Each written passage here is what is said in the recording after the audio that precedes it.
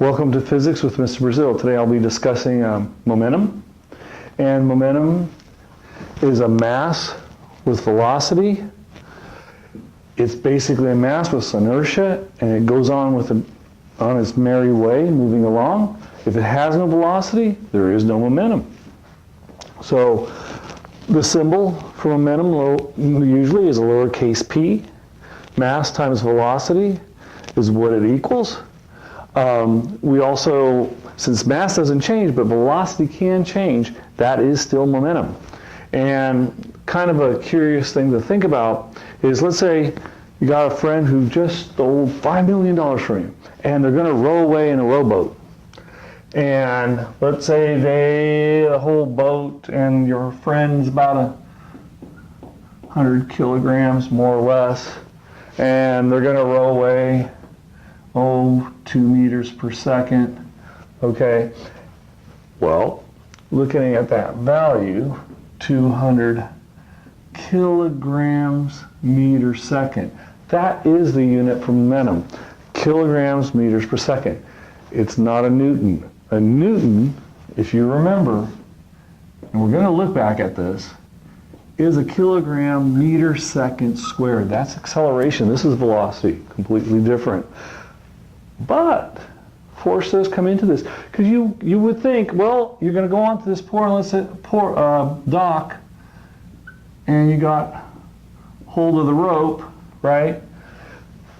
A person could reasonably think, well, I can run the other direction at 2 meters per second, and heck, if you're approximately 70 kilograms, you could probably, you could exert a force or have a momentum in the other direction, and sure enough, catch your buddy and get your money back.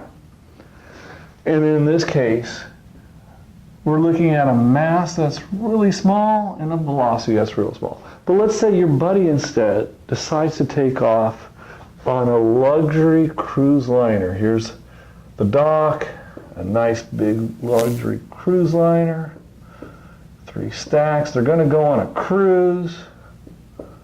And then they're sitting here looking pretty at you. Here's this rope dangling, and here you are, you're grabbing this thing, okay?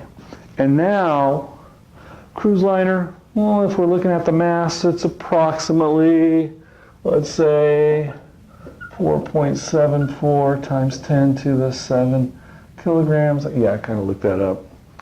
And let's take that same speed. The cruise liner starts leaving the dock at 2 meters per second. Well, we begin to see there's a big change here. This momentum increases quite a bit. 48 times 10 to the 7 kilograms meters per second. Yes, you could exert a force and pull back, but here's the problem. P for you, Py, your mass is still about 70 kilograms, ain't going to overcome the boat. But on the flip side, you can't humanly run the velocity that's going to match up to that mass. So the boat will go along, that cruise ship, and there goes your buddy, and you fall into the water if you continue to hold on to the rope. So that's how you can kind of think about momentum. But force comes into play here.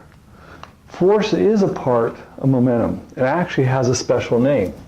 So let me erase this and show you what I mean.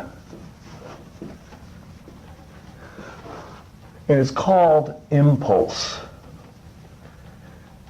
And if we look at the units for force, again, a force is kilograms meters second squared.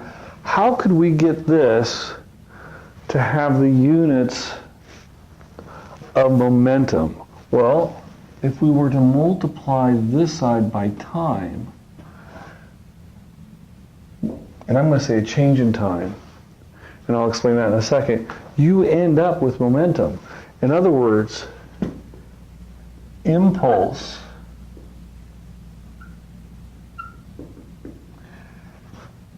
is force times time changing, or time, but time changing. Time can change. Time's arrow moves forward anyway, so time will change. Also, mass normally doesn't change, but your velocity can change. So, force times delta t is equal to momentum. It is a momentum. And there's a couple ways to think about this also. In the old days, cars were built with a frame, a metal, and it wouldn't crumple. This has a unique property. If we look and say, hey, force is equal to mass divided by the change in velocity over the change in time, we can start looking. If this denominator is very small, you're going to exert a lot of force. If this denominator is very large, you're going to exert a smaller force.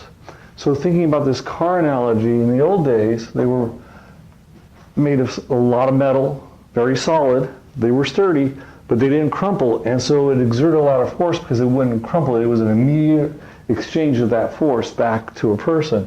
So assuming a car is about 2,350 kilograms, more or less, driving probably 25 meters per second, and let's say it crashes into a wall, and it isn't going to crumple very fast, it's going to transfer that energy or that force very fast to you. So let's say no crumple zone, that immediate, I'm going to make it simple, 0.50 seconds.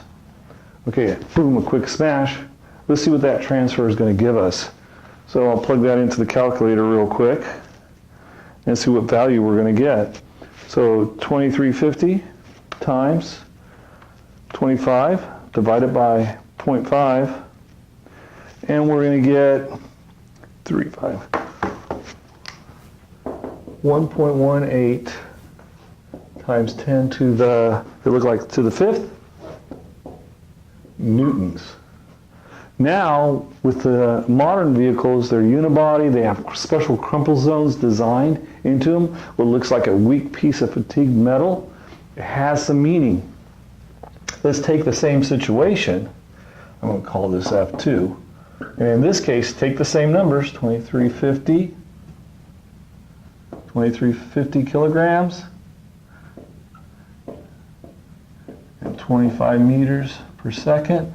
Now let's say that crumple, you hit that wall, but now it's going to crumple. It's going to accordion the car, and it's going to give time for energy, or the energy and the force to transfer. So let's just even give it a 1.5 seconds and see how much this will decrease by. So punch it back into the calculator. Let's give it a shot and see what happens.